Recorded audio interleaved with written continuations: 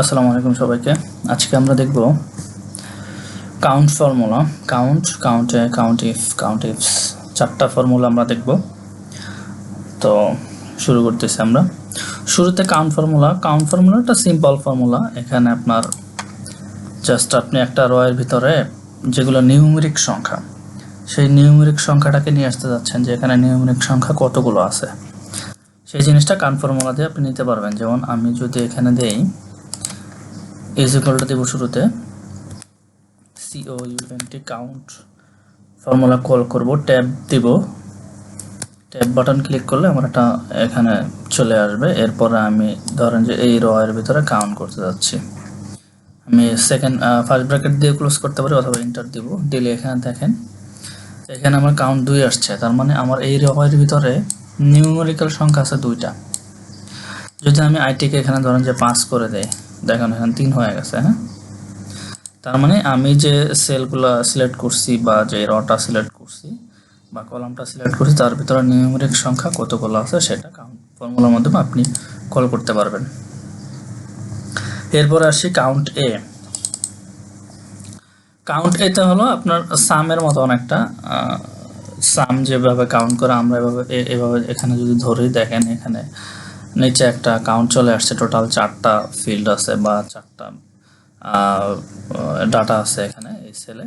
তো আমি যদি ফর্মুলা দেই সেক্ষেত্রে কীভাবে কাজ করবে, আমি COUNT এই যে এখানে দেখেন কাউন্টে চলে আসছে। আমি ট্যাব বাটন ক্লিক করলে দেন আমি যদি এটাকে সিলেক্ট করি, এন্টার দিই, এখানে 4টা ডাটা আছে, 4টা সেলে দেখাচ্ছে। সিম্পল কাউন্টে সামের মতো একটা। হ্যাঁ, আচ্ছা, এরপরে কাউন্ট ইফটা দুইটা ওয়েতে আপনি দুইটা ডাটা আনতে পারেন, দুইটা ওয়েতে। তো আমি একটা ওয়ে দেখাচ্ছি শুরুতে। সেটা হলো প্রথমে আমি ফর্মুলা কল করব। ধরেন ইজ ইকুয়াল টু দিলাম, কাউন্ট ইফ দিলাম, দিয়ে আমি ট্যাব বাটন ক্লিক করলাম। করার পর আমি এখানে ব্রাঞ্চ নিয়েছি। হ্যাঁ, ব্রাঞ্চ আছে, আমার ডিপার্টমেন্ট আছে।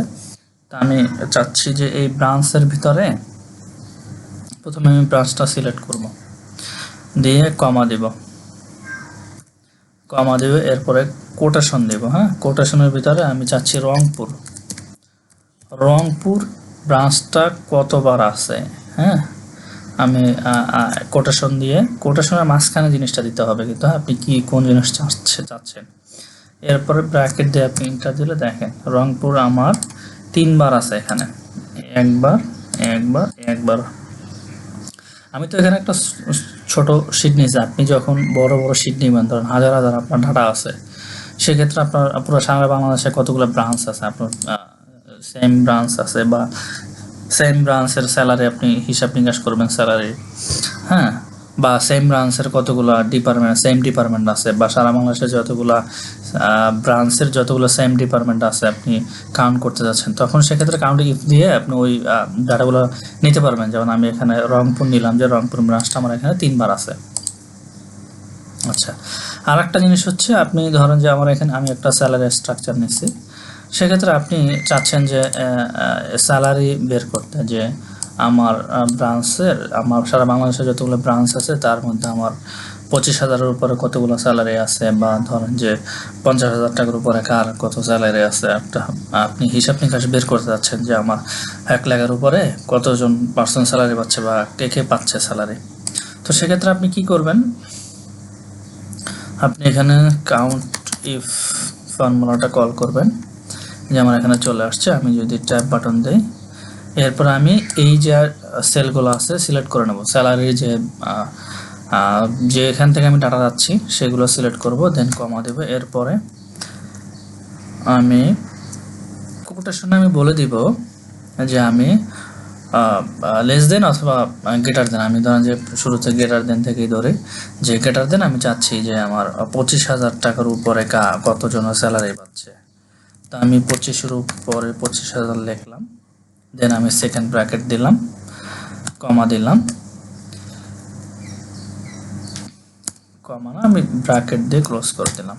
দেখেন, তার মানে 25,000-এর উপরে আমার স্যালারি পাচ্ছে একজন। এই যে দেখেন 30,000 টাকা একজন স্যালারি পাচ্ছে। যদি ধরে যে এই 10,000 টাকার আমি 40,000 টাকা করে দেই, দেখেন 2 জন হয়ে গেছে। হ্যাঁ, তার মানে আপনার এখানে যত স্যালারি পাচ্ছে তার মধ্যে 25,000 টাকার উপরে স্যালারি পাচ্ছে 2 জন। আমি একটু কন্ট্রোল জে দিয়ে এটা, আচ্ছা এটা হলো কাউন্ট ইফ, যে আপনি ওই রগুলোর মধ্যে আপনি নির্দিষ্ট একটা কন্ডিশন দিবেন যে আমার এত টাকার উপরে কতজন স্যালারি পায়। এখন আপনি এটা লেস দেনও দিতে পারেন, ধরেন যে আমি যদি লেস দেন দেই বিষয় যে 25,000 টাকার কম কতজন পায়, 25,000 টাকার কম স্যালারি পায় 4 জন, এখানে 1 2 3 4 4 জন। এটা হলো কাউন্ট ইফের ফর্মুলা। এরপর হলো কাউন্ট ইফস। হ্যাঁ, কাউন্ট ইফ আর ইফস এটার মধ্যে পার্থক্য হলো কাউন্ট ইফে একটা কন্ডিশন দিতে হয়, কাউন্ট ইফে দুইটা কন্ডিশন কাজ করে। হ্যাঁ, কাউন্ট ইফে আমি কন্ডিশন দিচ্ছি কি, যে আমি যখন এই সেলে ধরছি যে এখান থেকে সবচেয়ে কম বা সবচেয়ে বেশি স্যালারি একটা অ্যামাউন্ট দিছি কন্ডিশন, এটার উপরে কে পায় নিয়ে আসছি, বা এইখানে আমার ব্রাঞ্চের ভিতরে সর্বোচ্চ ব্রাঞ্চ কোনটা সেটা নিয়ে আসছি। বাট কাউন্ট ইফসের ক্ষেত্রে এখানে দুইটা কন্ডিশন যাবে। দুইটা কন্ডিশন কীরকম, যেমন আমি এখানে যেটা বের করছি যে 25,000 টাকার বেশি স্যালারি কতজন পাচ্ছে, এখন আমি আর একটা কন্ডিশন দিব যে এই 25,000 টাকার মধ্যে কোন রংপুর ব্রাঞ্চে কে কে পাচ্ছে, 25,000 টাকার বেশি রংপুর ব্রাঞ্চে কে কে স্যালারি পাচ্ছে, এই কন্ডিশন দিতে পারে। তো শুরুতে আমি যেটা করতেছি,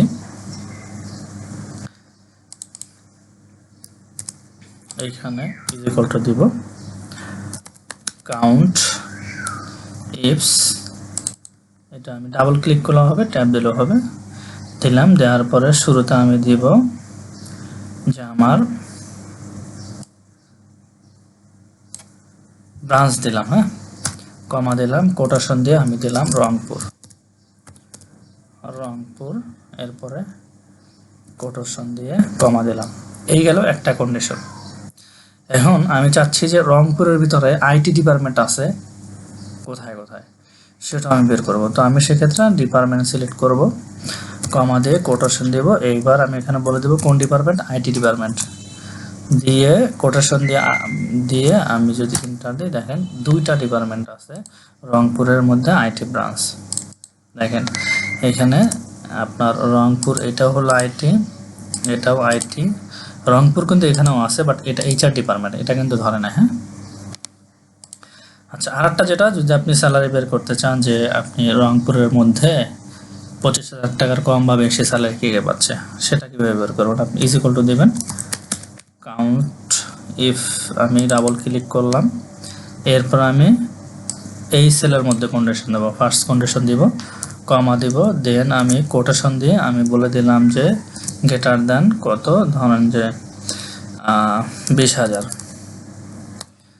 20,000 দিয়ে আমি কোটেশন দিয়ে কমা দিয়ে দিলাম, একটা কন্ডিশন আমার গেল। হ্যাঁ, এবার আমি যাচ্ছি যে এই 20,000 টাকার বেশি স্যালারি রংপুর ব্রাঞ্চের মধ্যে কে কে পাচ্ছে, এই রংপুর আমি ব্রাঞ্চটা সিলেক্ট করলাম, কমা দিলাম, এরপরে কোটেশন দিব, এখানে লিখে দেবো রংপুর, আপনি বড় হাতের ছোট হাতে যেভাবে দেন, জাস্ট স্পেলিং মিললেই হলো, রংপুর দিয়ে কোটেশন দিব,